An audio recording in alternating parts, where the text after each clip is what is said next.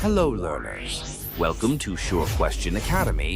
Please watch the videos, like and subscribe to the channel. ഒരു സർക്യൂട്ടിലെ ഒരൊറ്റ റെസിസ്റ്ററിലെ voltage കണ്ടുപിടിക്കാനുള്ള എളുപ്പവഴി അറിയാമോ? ഒരുപാട് പേർക്ക് തെറ്റുപറ്റുന്ന ഈ ക്വസ്റ്റ്യൻ നമുക്ക് വളരെ ഈസി ആയിട്ട് സോൾവ് ചെയ്യാം.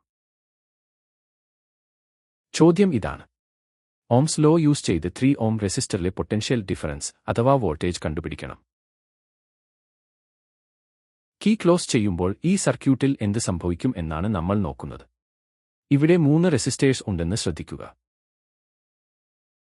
നമുക്കിത് ഘട്ടം ഘട്ടമായി ചെയ്യാം. ഒരു സീരീസ് സർക്യൂട്ടിൽ കറന്റ് എപ്പോഴും സെയിം ആയിരിക്കും. അതുകൊണ്ട് ഈ 3 ഓം റെസിസ്റ്ററിലെ വോൾട്ടേജ് കിട്ടാൻ ആദ്യം ടോട്ടൽ കറന്റ് കണ്ടുപിടിക്കണം. ഓംസ് ലോ അനുസരിച്ച് total voltage V equals total current I into total resistance R. ഇതിൽ നിന്നും കറന്റ് കണ്ടുപിടിക്കാൻ ഇക്വേഷൻ ഒന്ന് മാറ്റി എഴുതിയാൽ I equals V by R. ഇനി സർക്യൂട്ടിലെ വാല്യൂസ് ഇക്വേഷനിൽ കൊടുക്കാം. ബാറ്ററി വോൾട്ടേജ് 2V ആണ്. റെസിസ്റ്റേഴ്സ് സീരീസ് ആയതുകൊണ്ട് നമുക്കവയെല്ലാം ആഡ് ചെയ്യാം. So I equals 2 divided by 1 plus 3 plus 2. താഴെ ആഡ് ചെയ്യുമ്പോൾ 6 കിട്ടും. സോ 2 ബൈ 6 സിംപ്ലിഫൈ ചെയ്താൽ 1 ബൈ 3 ആംപിയർ എന്ന് കിട്ടും. ഇതാണ് നമ്മുടെ സർക്യൂട്ടിലൂടെ ഒഴുകുന്ന ടോട്ടൽ കറന്റ്. ഇനി ഫൈനൽ സ്റ്റെപ്പ്.